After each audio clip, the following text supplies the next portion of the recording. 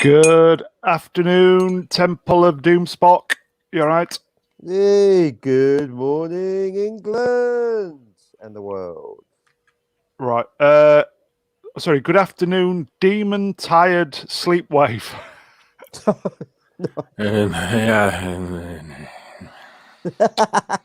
I know how that feels.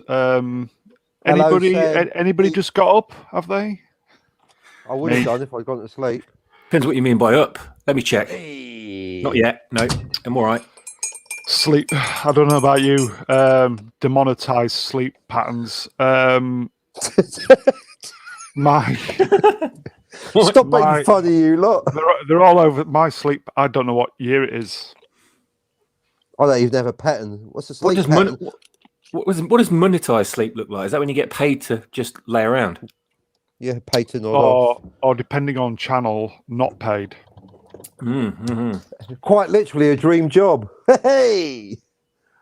For either amazing pay or shit pay. No pay. In which case, it's not a job anymore.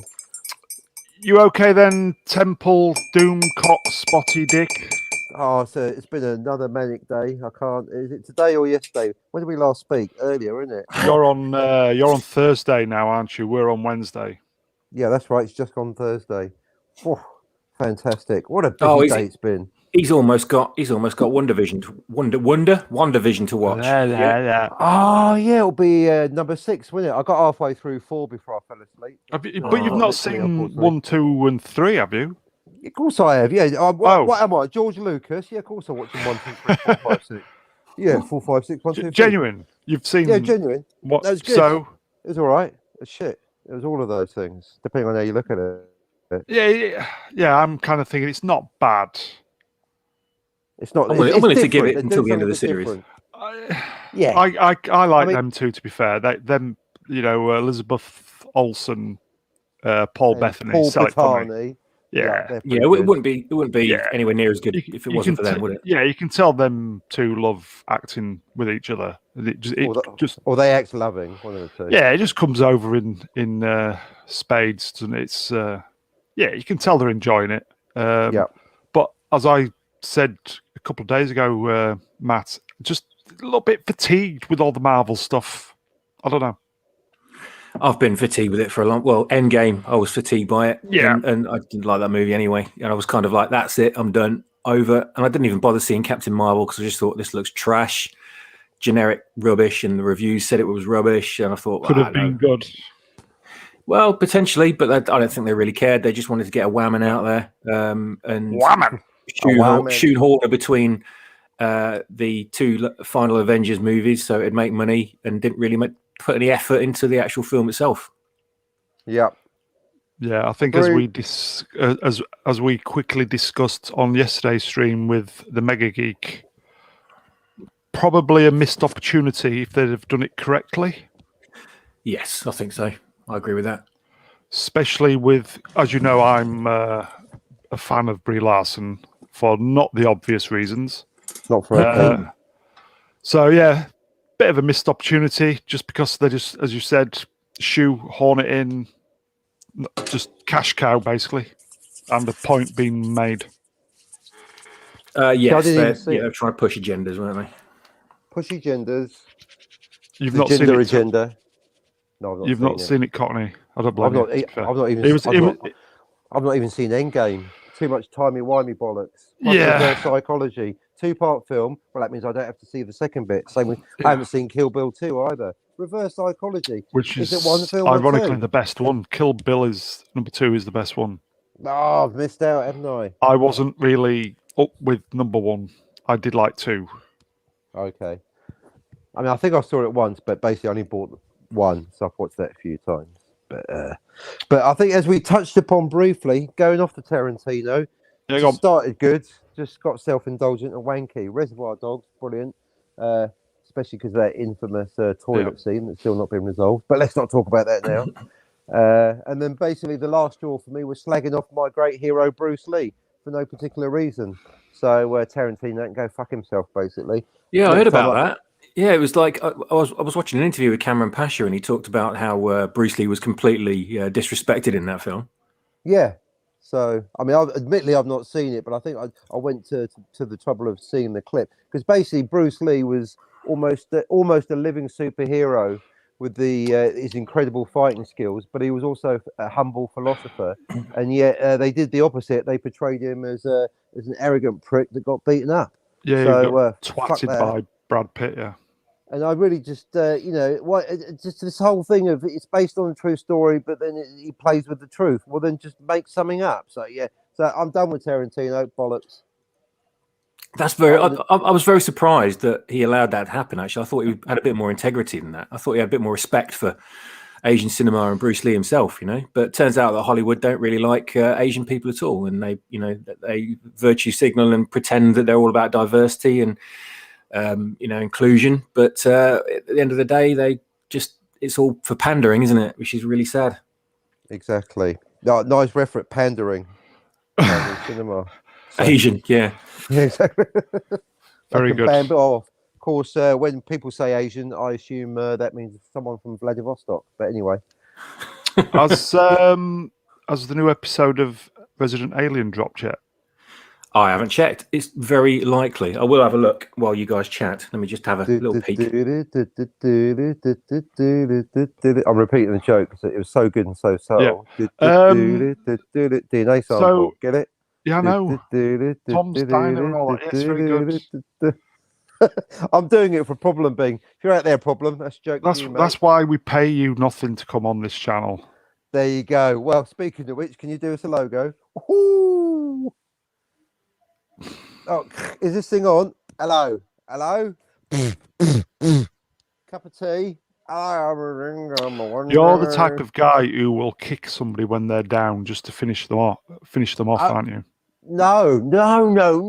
I can't have that besmirchment on my honour. I kick people when they're up. Boot me in the gonads at my most vulnerable moment. All right, let me rephrase that. It's for my own good, is it? Oh, cheers, mate. Thanks. All right. I'll rephrase it in a nice way. Thank you, Mr. Brown is a genius designer. I wish I had his design chops. Not only a designer, but a practical art worker as well. Yeah, you're only HND, aren't you? I'm only I'm HND. I'm just a buff boy. HND. Not even that. ND. 2 years. Are you BTEC? Are you BTEC? BTEC National Diploma. Yeah, I think some at my college life when I first went into the toilets at my prestigious Watford School of Art, and it has never come out of them yet. Well, hang on a minute, and they had the basically the towel dispenser. This was the late '80s, and it said graphics diplomas. Please take one. I thought, oh, that sums it up. Well, I'm having that. But actually, there's an anecdote there. 2 years learning all about typesetting and rulers and pens and pencils and marking up and tracing paper and artboards. And then first day on the job in the real world, and there's a computer there. I'm going, what the fuck's that? They're going, Apple Macintosh, and that's the future. I'm like, oh, well, I don't know what that is. Apple Macintosh? Exactly. Ooh, they'll never catch on. Well, exactly. So this is the whole thing. But, obviously 2020 hindsight, but then even as recently as 20 years ago, people were writing off Apple. So ironically is what the channel needs, isn't it? A new Apple Macintosh. Nice segue through. Well, this is it through your amazing design work. Anybody who's watching this content or any of our content in future, there is a coffee jar on the description. Go fuck me. Yeah, we are desperate. Go fuck me for a. That as well. We are desperate for a new computer. As you know, I'm not earning any money because of all this shit that's going on, and not entitled to any money because of all this shit that's going on. Much like probably thousands of other people have just been totally left out in the cold with all this shit that's going on. So life's fair, depending on what side of the fence you're on. Instead of everybody coming together and sharing the wealth and stuff like that, you're still getting your greedy bastards who all they're bothered about is themselves, and they're booking their 6 cruises as soon as all this is over, and rest of us, excuse my French, who have lost their jobs to protect people who are able to go on 6 cruises a year. We basically can go fuck ourselves. So there's a metaphor for life in there somewhere. I'm kind of guessing what it is. Life is like a shit sandwich. The more bread you got, the less shit you have to eat. Two tiers, double standards. Sheer double standards. Sklavko, is he in? I love this guy. Sklavko, number 1 you're the fan, man. Head of the curve, first follower, a leader amongst men. He is. Great guy. You're a right, hero of the Sklavko. Serbian people. An internet genius. Come to New Zealand and fix our internet. Please. It's a good time for Sklavko, isn't it? I mean, with American audiences, they're all still fast asleep right now. Yeah. Literally and metaphorically. Oh, am I right? Impeachment comment. They are. Matt, is the episode on yet? It's not. I had a quick peek, mate. For some reason, I dropped out of StreamYards, but no, I didn't see it. It's only up to number 3 in there still, so maybe later. Because it says that a new episode is out Wednesdays. Have they all been shown in the States yet, or? Yeah, as far as I know, yeah. Oh, right, okay. Right.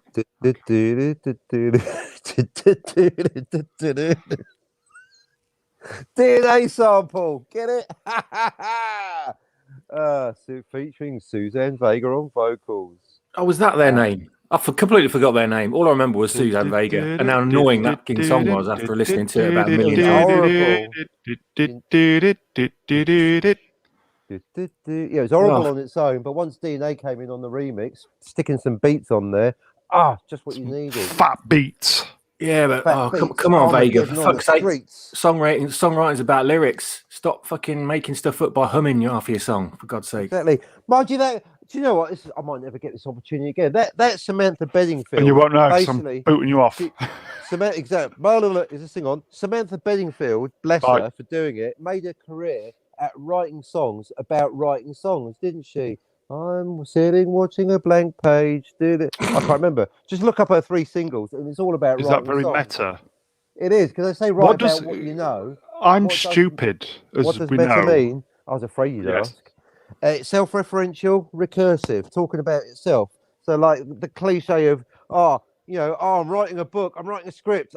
Write about what you know. Okay, well, there's a wanker sitting at a table at a typewriter writing a script. Oh, that's never been done. Or streaming just under the live logo. Yeah, okay, I get that. Yeah, streaming about streaming. Let's talk about streaming. That would be the meta. So you are like the meta of Metacox. I go meta. I go recursive and meta. It's metaphors all the way down. Exactly. Metaphors sitting on turtles, sitting on recursive, sitting on self-reference, sitting on irony, sitting on parody, sitting over postmodernism, sitting over postmodernism, and then fuck the post, email modernism, and then traditionalism, just for a bit of irony, which again is ironic irony, which is sincerity. Irony. They've all got it. Irony.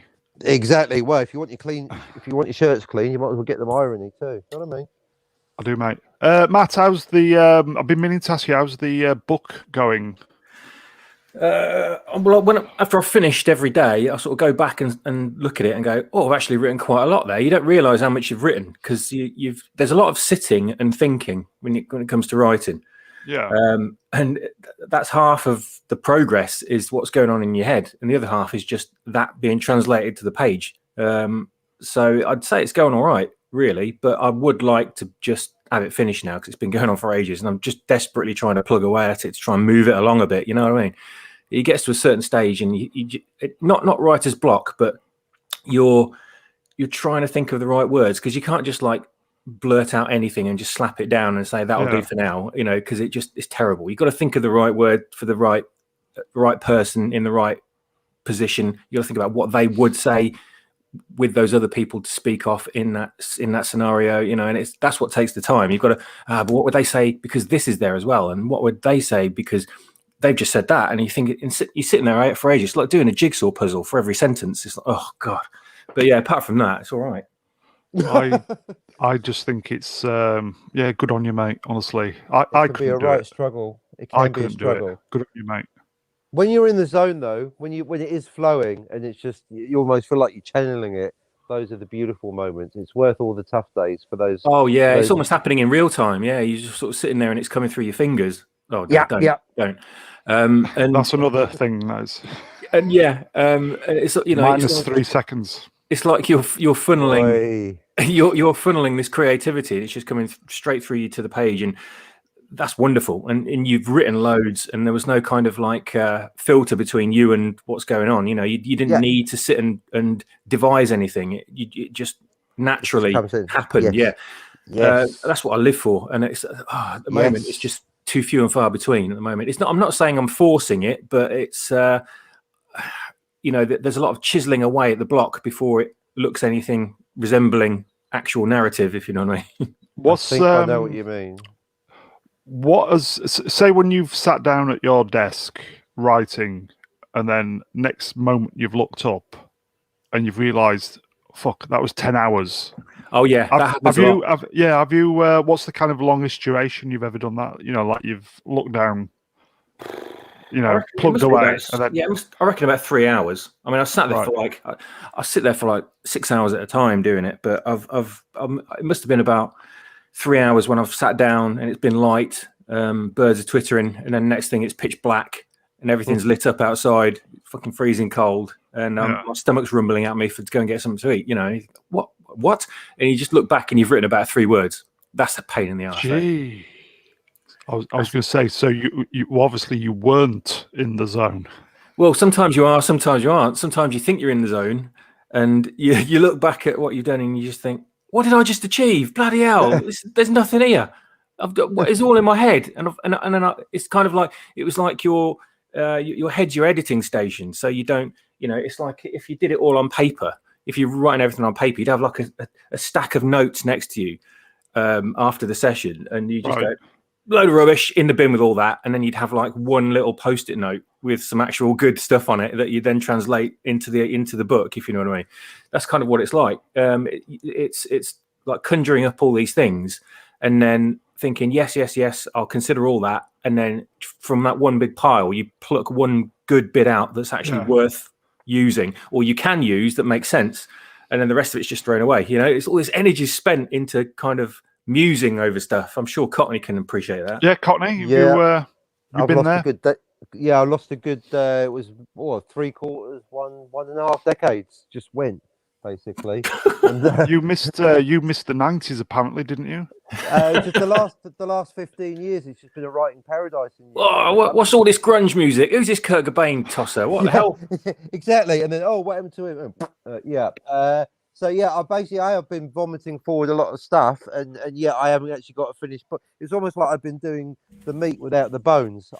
I have, joking aside, I have got to start again, do the skeleton, and then basically just go through the stuff I've been vomiting for the last 15 years and put it back on the bones. But actually, with all the Blade Runner chats we've been having, I'm getting back to structure, because you just go to basic story structure. Well, there's a goodie, there's a baddie, there's a couple of twists and turns, and then emotionally, I've got the twist moments I want, and then personally, I've got the things like you've got to reach in. What's that thing that you're dying to say? And for me, it's really basic. Of all the clever cliches in the writer's kind of toolkit, it's a really basic one, which is female lead. Simple as that. It's just the idea of the female lead, and rather than just having it, there's the hero, there's the female lead. It's just getting into that. It's just that moment, like when on Blade Runner, when Deckard meets Rachel, just when the protagonist meets the female lead, boom, that is just the bit I'm focusing on. So there you go. That's killed the conversation, hasn't it? We're just reeling from that. I'm sitting here nodding, thinking, no, I can appreciate that.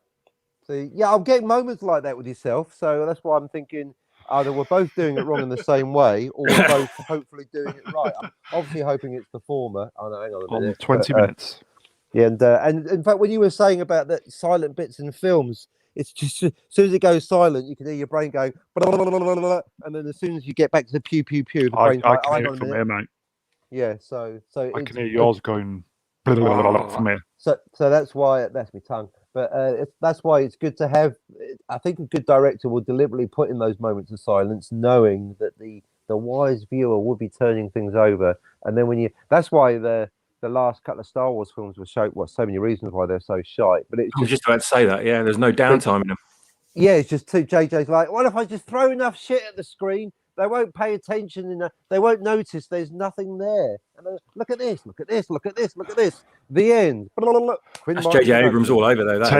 10,000 flares. Star Destroyers, whatever they were.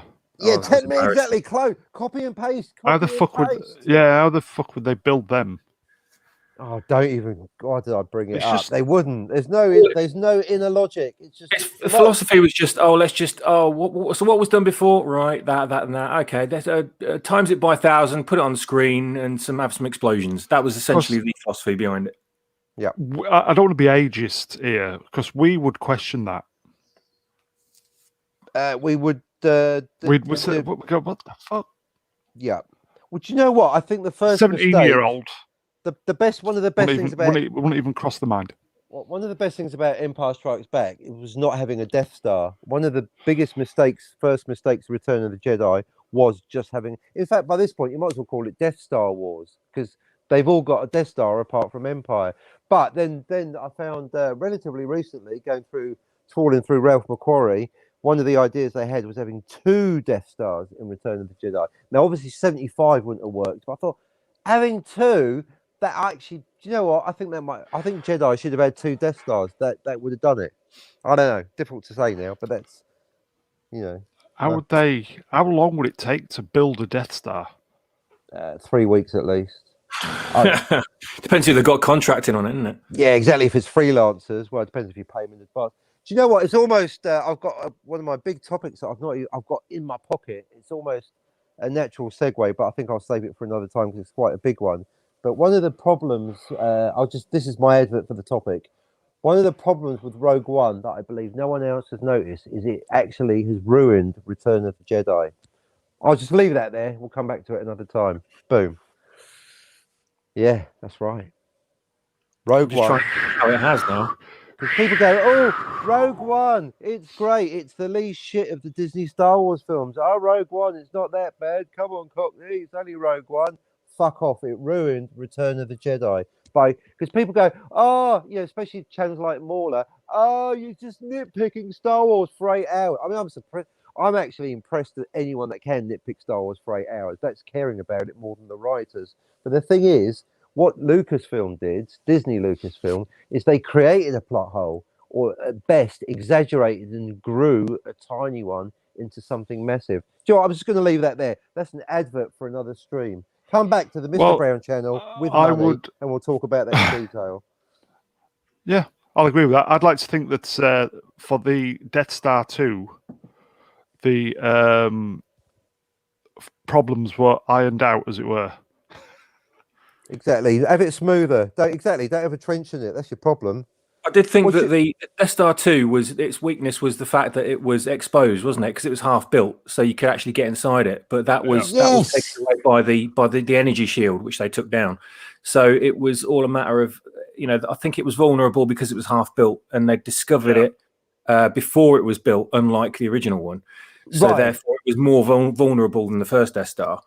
Yes, but having said that, Palpatine and his infinite knowledge and playing the Sith long game, he kind of planned for all this and used it as bait. So the rebels thought, oh, we've caught them off guard. We're going to destroy their weapon of mass destruction before they think that anyone knows about it. And then that's when it all kicked off. Yeah. Well, you know what? We've got this far. I might as well.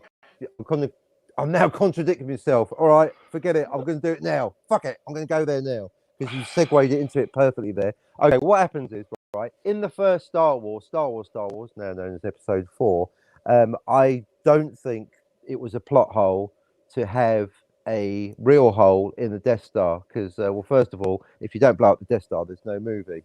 But basically, I don't recall any media going, "Oh, we like Star Wars, but there was a bit of a problem. How come they were able to blow up the Death Star with the exhaust port?" Right. So basically, Rogue One has added a problem by saying that the thermal exhaust port hole was deliberate, right? Because if it's deliberate, right, then what about the one in Return of the Jedi? And that's my point. If the one, I mean, can you imagine after the first Death Star and Vader's reporting into Palpatine? So Vader, how did it go? Did you crush the rebels? Oh no, we blew up the Death Star. Oh no, you didn't.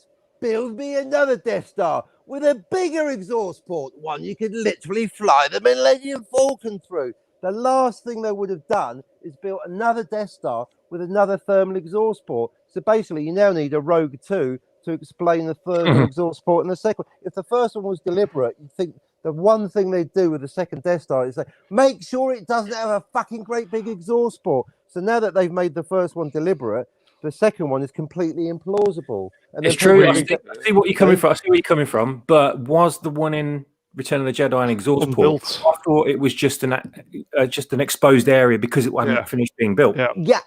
Well, thankfully someone brought that up, so I'm ready for that. It's like, well, exactly. So, well, the Death Star won't be ready. Okay, well, make sure the big red self-destruct button is ready. I want that Death Star easy to blow up. And that's the thing. The one thing you think they'd avoid is making it easy to blow up. Now, of course, within the context of the film, you need it to blow up or you've got no movie. But it's just, that's the whole point. The original trilogy was fine, leave it. It's Rogue One that ruined it, because that's my point. If there wasn't a plot hole in 4, then there wasn't one in 6. So if there was one in 4, then they've made one in 6. So if they plugged the one in 4, they didn't plug the one in 6. So the only way they can fix it is making a Rogue 2 where basically someone made a deliberate big red button on the second Death Star to make it easy to blow up because it was half built. That's basically the hypothesis. They've made more problems. So Rogue One, the least shit Star Wars film, caused more problem than it fixed. Bollocks. I got it out of my system at last. I've been holding on to that pain. Are you being too literal about it, though? No. Closed-ended question. No, I'm not. Next. Well, as I say, it's all relative because it's like they made the plot hole. Because people have said, I saw the plot hole in episode 4. I came out of the cinema. No, you didn't. It was fine. They did blow the second one up a different way by effectively just going through the superstructure and just. Well, it was even easier. It wasn't just a snub fight. It was the Millennium Falcon. That was because but it was half built, and the reason why, and they safeguarded it against that kind of attack by having the shield around it. Yeah. So I guess the shields. I get okay. So let's follow that logic through because it obviously is just too obvious just to start disagreeing with you. Following that logic through, the shield generator was the lesson they learned, but they blew up the shield generator, didn't they? I mean, basically, you just think the one thing they wouldn't want is to have their super expensive 3-week, but it took at least maybe 4 weeks to build it, so or half build it. You'd have thought they made it. You would have thought they'd have kept it in deep space or near a planet until it was built. You'd have thought they learned their lesson, basically. If the first one was deliberate, that's why basically they should have left it alone at being accidental. If the first one was accidental, then the shield generator makes sense because that's like an extra layer of protection. But if they're saying, the only reason that the first one was easy to blow up was because of a deliberate mistake, well, then what about the second one? Was that a deliberate mistake? I'll argue that Rogue One created a problem in the sense that it had a planet, Scarif, in that movie, that had a planetary shield around it. And that planetary shield could have been used and constructed to exist outside of the Death Star's orbit. So you could have protected the new Death Star in Return of the Jedi by a planetary shield, therefore protecting it against attack. Nice. So Rogue One has created that problem. So why didn't they just build the Death Star around a planet with a planetary shield on it, and then the rebels couldn't have got in, therefore they could have finished building it, etc., etc. So Rogue One created a problem in that sense. See, I didn't even think of that. That's why I'm here. See, that's the thing. Rather than just arguing with people, they're like little disagreements. We've taken it to the next level. No, that's what this is all about, though. It's like spotting things that one person misses, and then it kind of didn't think about that. That's the whole reason why we're in it, because You need a different perspective on stuff. Otherwise, you just it's what I worry about writing my book. Is I keep thinking, I just wish I could get, I don't know, these 5 people to read it for me so they can get back to me like, oh, you missed this and you missed this and what about this and this contradicts this, but you can't. You got to do it on your own, and that's the bastard. On 30 minutes. On 30 minutes, working alone takes a mess of help. Boom. So, well, actually, on that note, let's. I think basically the 4 of us, including Mega Geek, we should read each other's scripts. And Brown, if you're not writing one, what's your problem? Come on. I could certainly certainly. I'll make coffees. You're living a sitcom. Why don't you write that? Step Brown and Son. Come on, you're keeping me tickled every week. Step Brown and Son. Stop churning it up because it's very raw. Please stop being a little twat. Tragedy plus time equals comedy. Come on, I can laugh at my divorce. Look, I'm broadcasting from a garage. I'm happy because I bought a fridge. That's my life at the moment. I did see that. I thought, what's special about this fridge then? Yeah, because it's in my ex-wife's garage. That's territorial pissings, that is. That ain't leaving. That shit ain't going nowhere. That is quite a euphemism, I have to say. He's happy because he's got a fridge. He's got a kettle. He's got an iPhone. He's got this channel to broadcast 24 hours a day. And I've got bigger channels to annoy. I'm in heaven. And he's got, the main one is he's got bigger channels to annoy. All I need is a 5th thing. All I need is for Jessica to fly over. Although that's going to be a bit tricky with the ex-wife, isn't it? But anyway. Yeah, I don't think you could sneak her in the garage, do you? No, not really. 4 out of 5 ain't bad, though, is it? 4 out of 5 ain't bad. But Jessica, if you're listening, come over, love. I'll tell you what, another thing, though. Oh, no, I'm banging on too much. But I'll about Jessica. I'll tell you later. On the 45, if we're down for a comment, I'll tell you the Jessica story. A great example of, I wrote a wacky story and it came true. Amazing. Would you write a love story for me then? Hopefully it'll come true. I'll be afraid of me powers. Then he bought a rail card and it all came good. Can you imagine that if Cockney's words actually did manifest in real life? And on the next live stream, you're like, Cockney, what the bloody hell did you write last night? For fuck's sake. Exactly. I'm going to Edinburgh. Yeah. Well, what's going to happen? You're going to go to Edinburgh and she's going to go to Leeds. You'll be passing each other on a high-speed train. Well, if you wanted to be really nasty to him, you could have his dad sleepwalking in the middle of the night and giving him a hand job at 3 a.m. Oh, you've got a wicked imagination, young man. I like it. When you get to listen, Matt. When you get to my my stage in life, no. Desperation, you'll take anything. The audience will erase the last 5 months of broadcasting. The algorithm will delete that last sentence. Algorithm. The algorithm method. Matt, are you single? Joke. Yes, mate. Yes, this is not a climate for trying to woo the other gender at the moment. It's everyone's closed off and hidden away, so you can't really get out and socialise. Spotted Dick, are you single? Spotted Dick, me? Yeah, very single, totally single. Well, because Jessica hasn't phoned, has she? So yeah, and the ex-wife not interested. So same here. Single. I on a serious note, I think it's kind of very, very disturbing the amount of people who are single these days. It's not good, really. A lot of it's down to the old the MGTOW philosophy, isn't it? Have you heard about that? No, please educate the channel.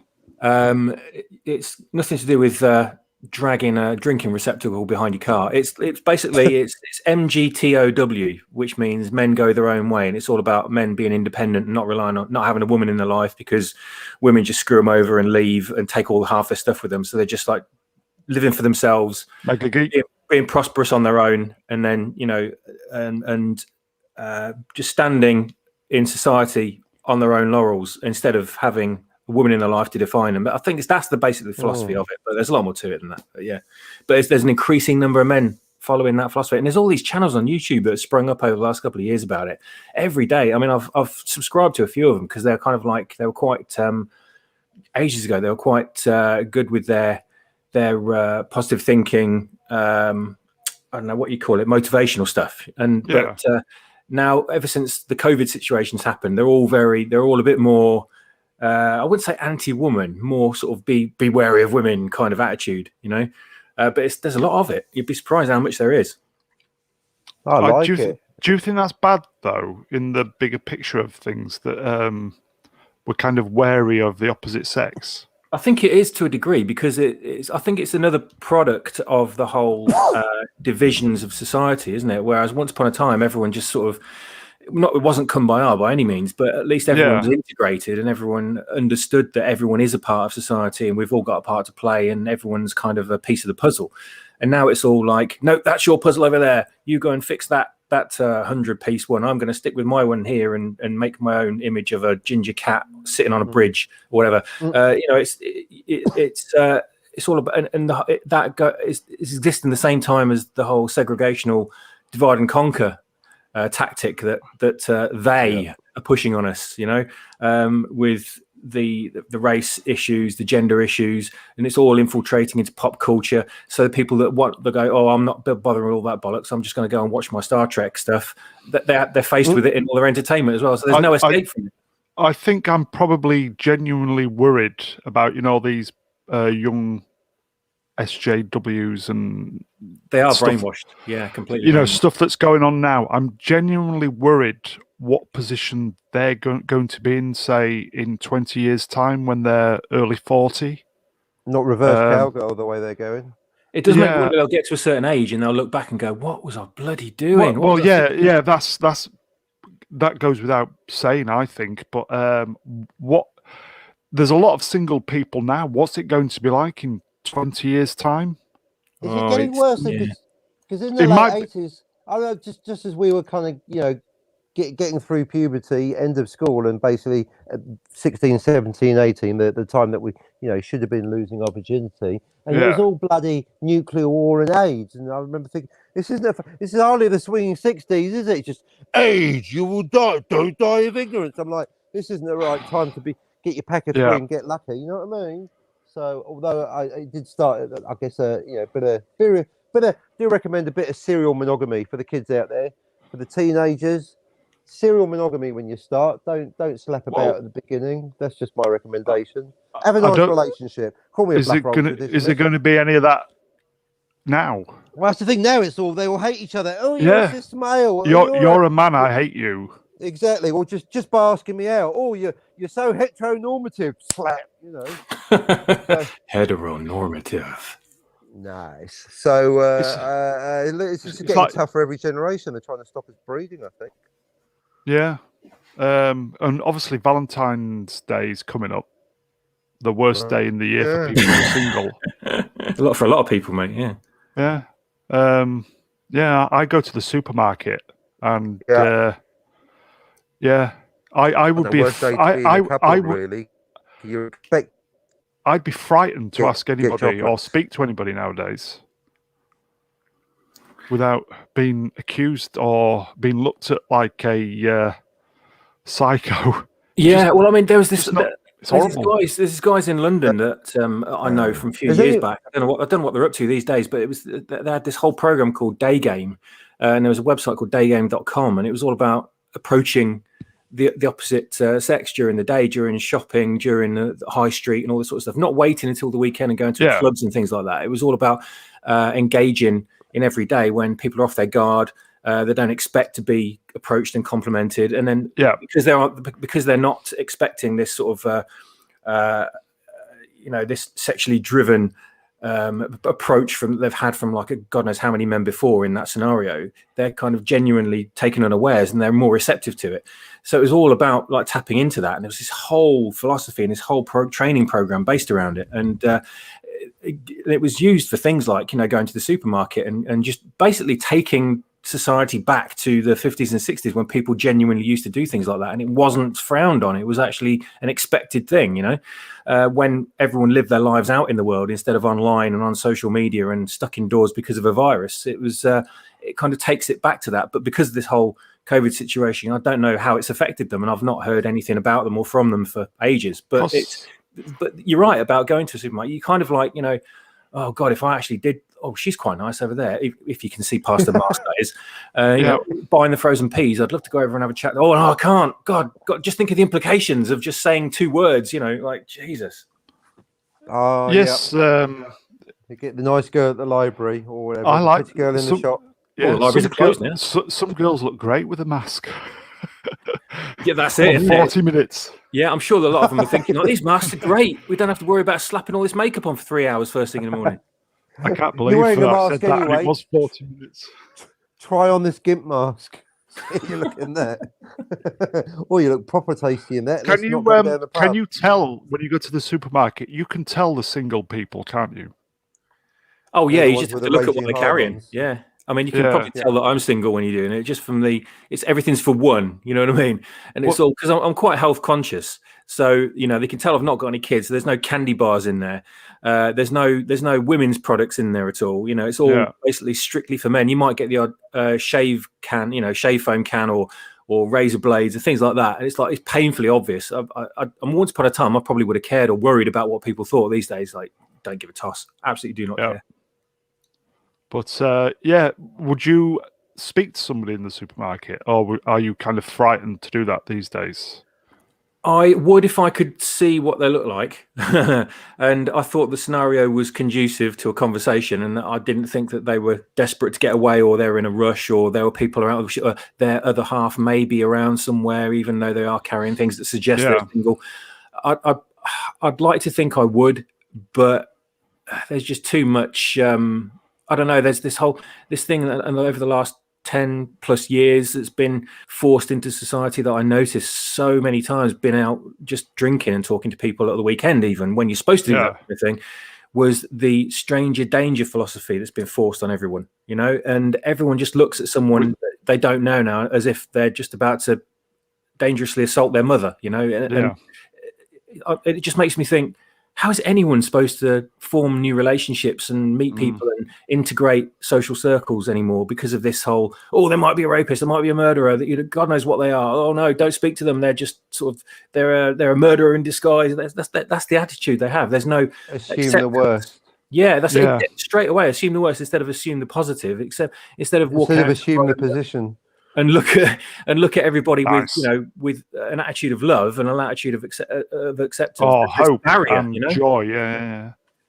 I tell you, I think that's very true. And the only kind of at my age, the only simplistic thing I can think is the older you get, the more you realise it's difficult to find someone to connect with. So I just have to trust that it will probably never happen. But if it does, if there is someone out there that I can make, I've got such a fine-tuned idea of what kind of person I connect with, that if they're out there, it would be so rare that there'd be that connection. That's probably just a fantasy, but that's the thing, because the rest of the people, they're just, you know, pre-printed restraining orders available on request.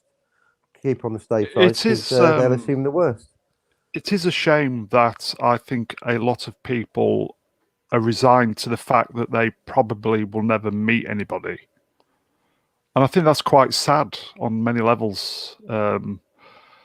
They've given up early. Yeah, I'm 52, and I'm kind of thinking, well, why would anybody want anything to do with me at 52? I'm past it. And I've got a radio show. Well, I've not even. Well, that's nice. That's fluff, isn't it? I would like children, and I just don't think it's ever going to happen. And it's a privilege to have children. And I just don't think I'm ever going to have the privilege. It's just a bit shit, really. But there you go. You do need the infrastructure set up for yourself before you have kids, ideally, don't you? Otherwise, it's like a massive sort of botch job and a panic, and you're trying to put things together to have this supportive structural home for some kids that have just appeared out of nowhere. It's great if you've got the money that you can actually plan these things and set up everything before it happens, instead of just throwing everything together. It's like it's pretty scary when you look at it from that perspective. But like my Mark says here, fear is the mind killer. You know, it's too easy to be pessimistic about stuff, and when you are pessimistic, it snowballs, and you get more and more pessimistic, and then you get really down on yourself. You sell yourself short when you're actually quite, you know, you could be actually a genuine person with a lot of value that you can offer somebody, but you're so defeatist that you're never gonna be able to give that to anyone. You know, you're kind of thinking, oh, no one's got to bother about this. I'm just going to stay back and, you know, ignore the world and hide away. And then it's definitely not going to happen.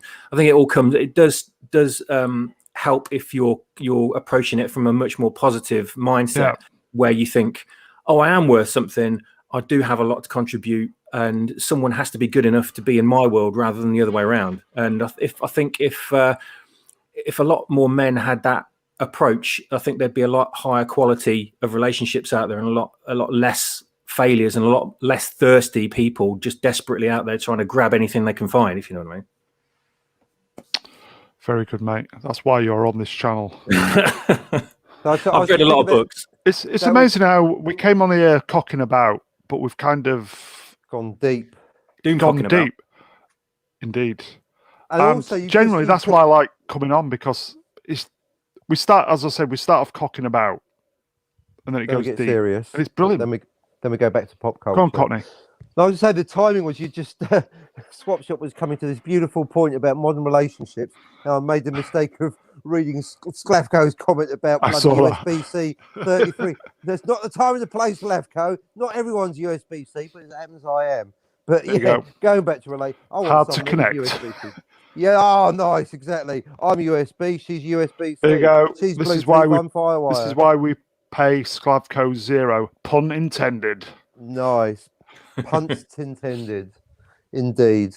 Do you know what? As a rule of thumb, I always thought what I want out of a girlfriend is someone that uses Photoshop. And it's not happened every time, but as a rule of thumb, jobs are good. And if you can find a young lady that uses Photoshop, or at least if I do. Not in her profile pictures either. Yeah, exactly. But not in her profile. That is the ideal woman. Uses Photoshop all the time, except in her profile picture. Yeah. Right, sir. Uses it to uglify herself. Demon, have you been in any long-term relationships? I have.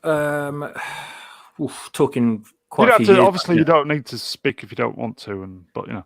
Yeah, we're talking years back now. Everything since then has just been, you know, just a matter of months, really. And they've ended because of certain situations where one person has to go somewhere else to live, or a work situation doesn't allow it, or whatever, or you just don't necessarily get on with that person. But it hasn't. Nothing else has happened since then. Mostly because of just being wise to this whole, not the MGTOW situation, but the wise to why people want to be in relationships, and thinking, well, no, that's not what I want. I actually want something substantial from it, and I'm not willing to settle for someone that's not in tune with me and my interest at all. You know, and I think society has made it very hard to meet anyone with similar interests, because if you do meet them, they're usually probably in a different country or different end of the country. So chances of actually getting together with them are, you know, next to zero anyway. Yeah, my last two girlfriends, I met them online, and one was in London and one was in Edinburgh. Yeah. So there you go. You'd like to think it was easier to meet somebody down the street, but it doesn't seem to work that way.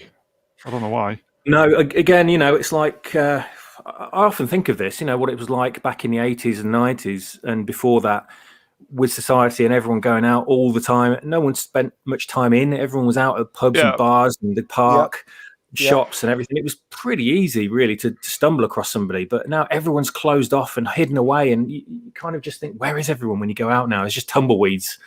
And if anyone is going to cross paths at any point, then it's just an infinitesimal chance of that happening. You know, you go to the when I go to the supermarket anyway, there's probably about 10 people in there walking around. I don't go on a bit, you know, and if you do go on a Saturday when it's full of people, then it's just families and people that have already got kids and people that have already settled down. There's no way you can sort of single anyone out that actually might be anyone that you could just accidentally bump shoulders with and go, oh, I like your hot dogs, etc. You know, whatever. I like your sausage. It is supermarket, isn't it? Mm.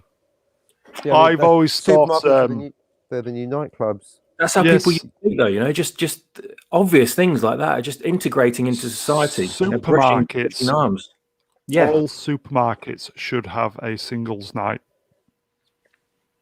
They used to do that. Like yes. Yeah, Sex in the City, wasn't it? Back in the 70s, that was fully ahead of the curve. I think supermarkets should do maybe once a month, or you know, once a quarter. Supermarket sweep. Yeah. I think that it would be considered very novel nowadays. By Novel. You could bookshops. In fact, I'm kind of Bookshops thinking are a very good one actually, because you could sit there and have a coffee, and look at what someone else is reading or what they're browsing. That was another way that people could interact. It's all been taken away from us now. A certain generation will probably think weird fuckers. Maybe that's the problem. Yeah, I think it does make me wonder now what that generation thinks. How is the species supposed to propagate itself if everyone's sitting there with their heads buried in Fortnite or acting like a Twitch thought? I'll give you those two extremes, isn't it? I'll give you a confession, boys. Twitch thought. You are a Twitch thought on Thursdays. Midway through this lockdown, I went shopping to the Aldi supermarket, and there was this woman in, and fucking hell, she was stunning, and she gave me the eye, and I gave her. We were staring at each other. But how do you approach people? Before you know it, half an hour's gone by, and you both just left the two of you in the shop, people walking around. She was lovely, and she was gorgeous. So I thought, all right, I'm going to play my bets, and I posted on the village Facebook page saying what time I was in, what she looked like, what she was kind of wearing. Oh, so you didn't talk to her at the time. That's just not them on the way. And I know, shit, innit? And it was kind of opening myself up for abuse, because you know how it is these days. And it was amazing how people of a certain age, especially women, oh, how romantic! Oh, this is lovely! How fantastic this is, And yet, women of a certain younger age, this is really creeping me out. He could be a rapist and stuff. It's like, what the fuck? It's like nobody kind of. Half the people just thought it's lovely, kind of like what they used to do back in the old days. It's romantic. Oh, a white knight on a, white horse knight, all that stuff, and your mobile phone brigade, your Twitter brigade, and all that. Fucking rapist. I'd stay away from him. It's amazing, isn't it? They watch all these old sort of weepy romantic movies, and they sit there with a cushion, and a packet of Maltesers, watching these movies, going, "Oh, it's so romantic! How men used to be so chivalrous." Yeah, that's right. Yeah. Look at this scenario. This man's just run up to this woman in the street and asked her out on a date. Oh my god, I wish there were men that would do that for me. And then it happens the next day in Aldi, and they scream rape. Yeah, that's right. But that's the thing behind the day game scenario, was the fact that it does sort of it needs to be Tom Hanks. It stirs that romantic sort of thing where women want to be approached. They might not necessarily say it or consciously think it, but they do want to be approached and complimented during the day, because it's it's old fashioned. She was beautiful. I found out who she was, and I was chatting with her online for a bit. Oh, well, she had that. That's good. Because one of her mates said, "Is this you?" And it so transpires that it was, and I kind of spoke to her a little for a few hours, and unfortunately she'd split up from her long-time bloke, but was on the kind of trying to get it back together with him.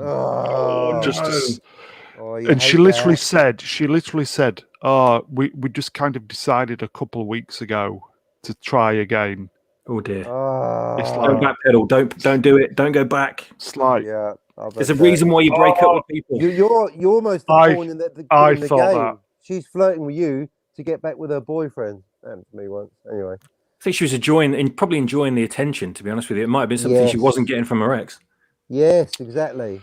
Bit of the old green-eyed monster, and she's back with it. Yeah, classic. I think she had kids, but RMF. To be fair, it didn't bother me. Oh. I think for the first time in my life, I wasn't bothered at all.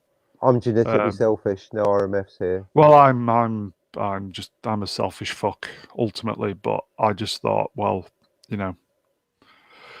You know, just Actually, I did kind go of. there anyway. Oh. There's bigger fish to fry. You know, but yeah, a lot of it is timing, and it's fucking missed out. So yeah, but anyway. So it didn't happen. Life in it. No, it didn't happen, mate. Could have been the best of both worlds because you met in real life and then. And she lives in the village. Online. And she lives in the village. The village. The village of the damned. On 55 minutes. Never mind. Timing is the secret of comedy, as we know. Timing. Timing. Exactly. I'll tell you what, I'm almost tempted. Shall I tell you the Jessica story? Yeah, go on. We've got 5 minutes. Go on.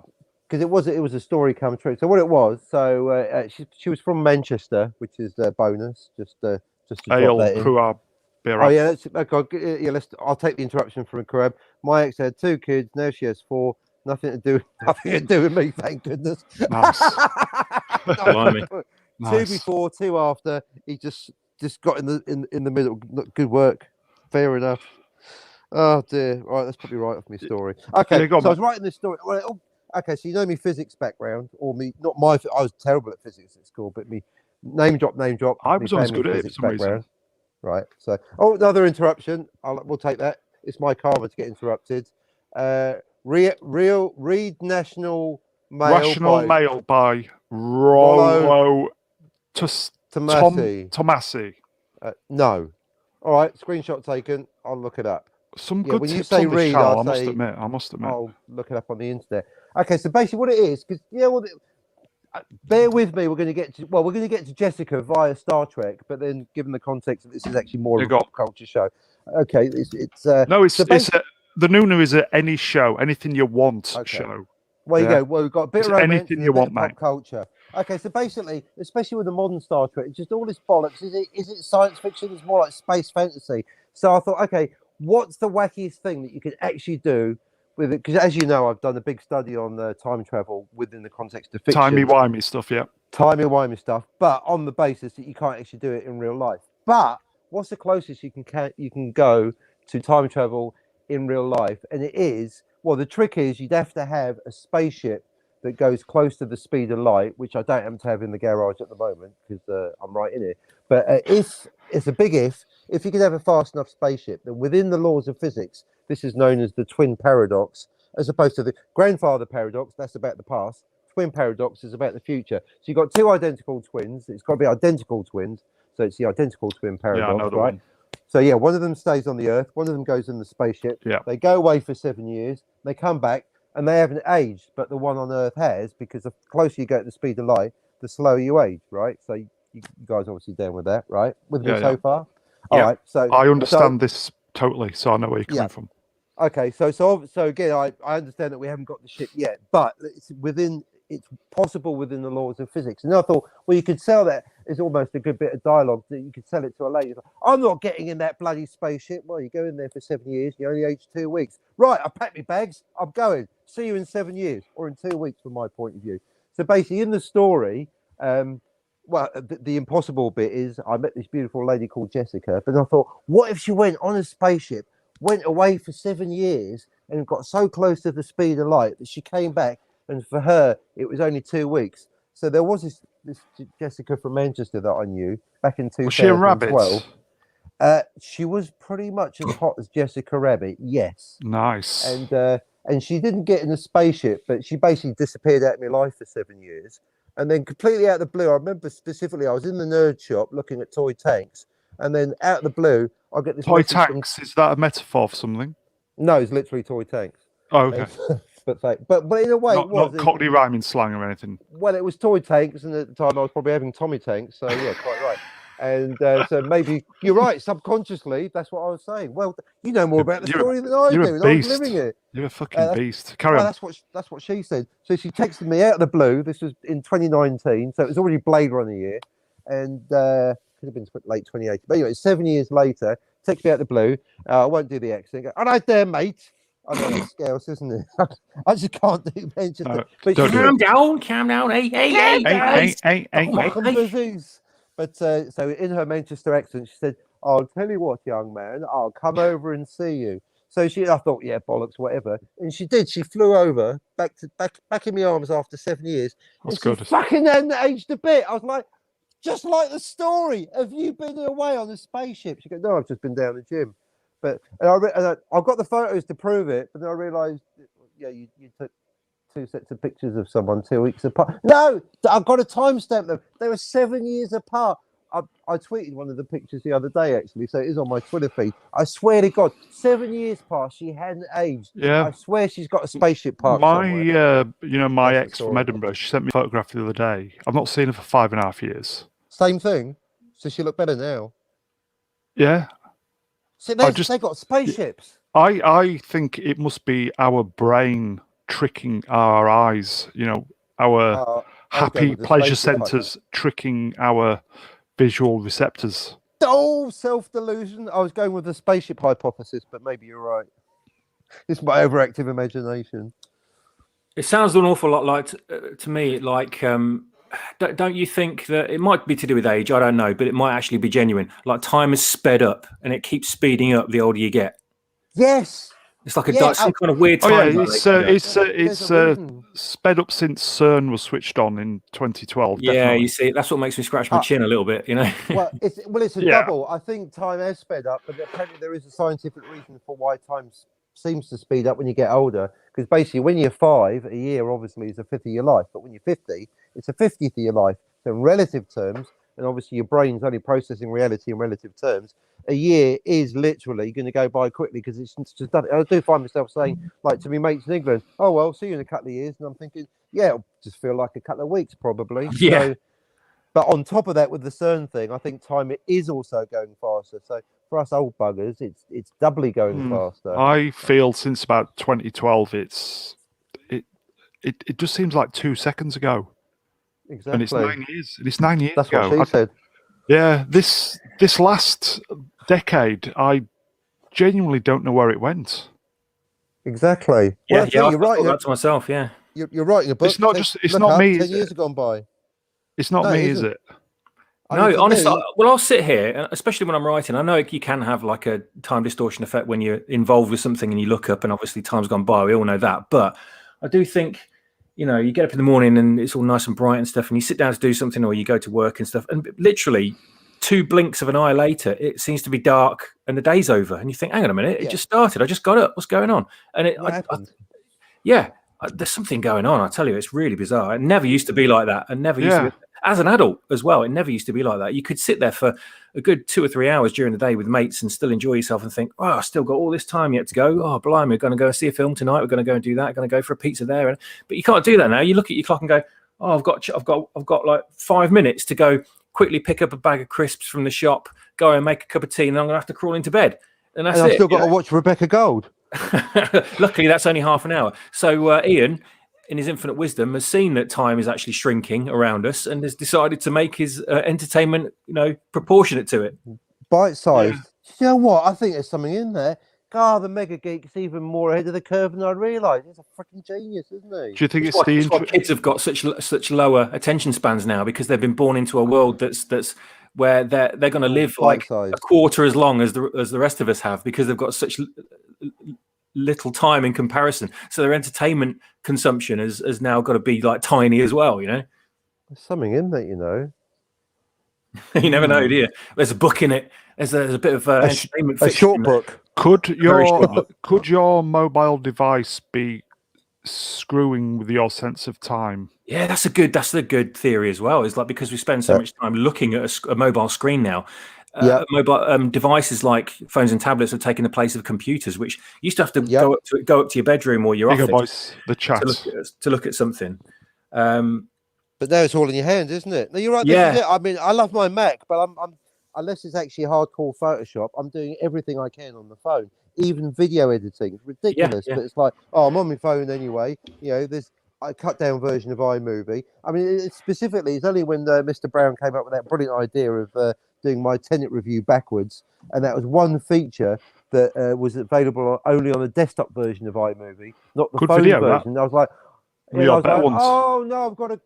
But it's like, but it took a lot of effort. It's like, I've got to plug it into the computer, download it off the phone, into the computer, re-upload it. It's just so convenient because everything's on your phone. You're in YouTube anyway, so you can record the thing, edit the thing, post it all on the phone.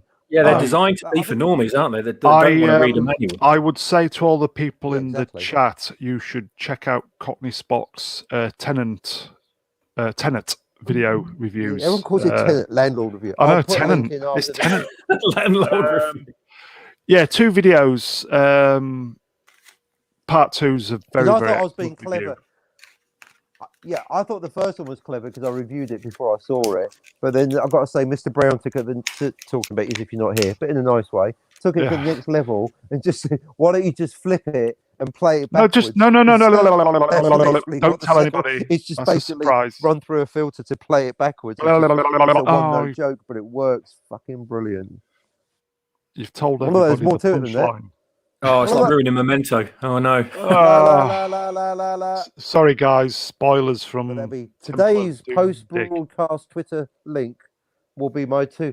There will be a spoiler alert. It's a good review anyway. Spoiler because it's backwards. It's a good review. I did the video before the spoiler.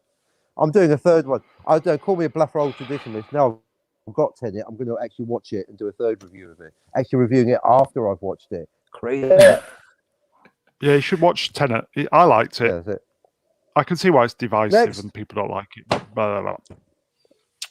It does make me wonder if there's some kind of like Star Trek: The Next Generation time dilation situation going on that none of us are truly aware of. Yeah. I think CERN maybe we're falling down the event horizon of a micro black hole. I don't know. Well, maybe that happened. Maybe that's part of the whole reason why everyone thinks that we're in the mirror universe and everything's going shit. When something flipped somewhere along the line a few years back, and we've diverged on a fork in the road to a dark reality. Yes. No, it really feels like that. I mean, you're starting to weird me out because I'm starting to think that is the case. I mean, I do find myself thinking that more often than not now. Or is it because 2012 was a great year because of the Olympics. And then we kind of had a quiet period for 3-4 years, and then it was just Brexit. Yeah. And it's almost like we've been brainwashed by 4 or 5 years of continual Brexit news. And it's almost like we've kind of lost perspective on kind of time and what's going on. It's just... we've been programmed, and it's just time just seems to have kind of been compacted because we've lost focus on a lot of other things because we've just been, it's like the past year it's just been coof. Mm-hmm. And poof. Coof. Maybe because you don't see other stuff going on, you lose all sense of reality, especially time. I don't know. It just... I can't believe it's 1 year since practically all the shit started. Yeah, blown. Like it was nothing. Yeah. Because I know we're not in lockdown now, but it was a year ago that we had the start of our lockdown, which, thank our lucky stars, it was shorter here, and I feel for everyone in Blighty. But I remember just the start of it. It was a year ago now, and things have just got weirder since then.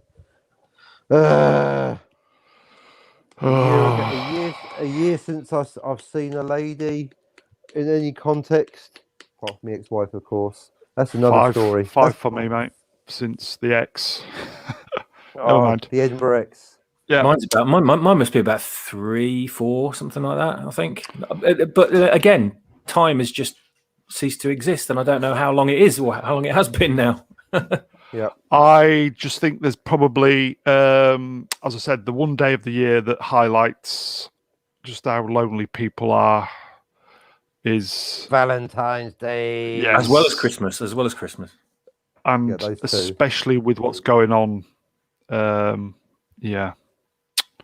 mind. It just comes and goes to me now. It's like something that you see on the shelves in the shops when you go grocery shopping briefly. You think, oh, look, a Love Heart box full of chocolates. Yeah. Oh, it's that time of year again, is it? And then next time you go, it's all gone. It's been forgotten about. It's like, just commercialism. That's all it is. Yeah. I think we're going to call it a draw on this, guys. I think it's reached a that's sudden. End. Fuck! Whoa! Just from out of nowhere. Are you like this? No, oh, I'm done now. Case in point. Yeah, I think it's reached its natural conclusion. Not even a 5-minute warning. Come on, You've got take us to 1:15. you've got 30 seconds, mate. 30 seconds. Oh, you're a cruel. I would just say for all the guys who are watching and in the chat, you guys are the best. Honestly, as I say many times, we are nothing without the interaction from you guys. If you like this content, obviously tell your friends, like, share, subscribe, all the usual. Get it out there. Get it out there. Yeah, we need some subs. We need some love coming our way. Hopefully, 1,000. It's going to happen. As I've said, it's my channel in name only. Rest of it's basically everybody's channel. So he says, as a unilaterally shuts it down with no warning. Douche off. Never mind. Not even to the 15. Oh, so cruel. I'm just getting excited. Oh.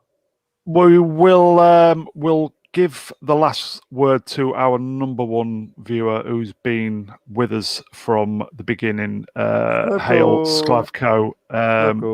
So thanks for watching, everybody. We'll probably pop up tonight, thinking about doing maybe a show later tonight. We'll see how we go on. Probably definitely do a nooner tomorrow. So all I can say is thanks for watching. Last word from Sklavko, and then I'll play the outro. Cheers, guys. Bye. What's he saying? 30 seconds. That's what she said. 30. I've had longer lasting sneezes. Actually, usually more pleasant as well. Nice. Takes up less tissue. Oh, Tummy tissues.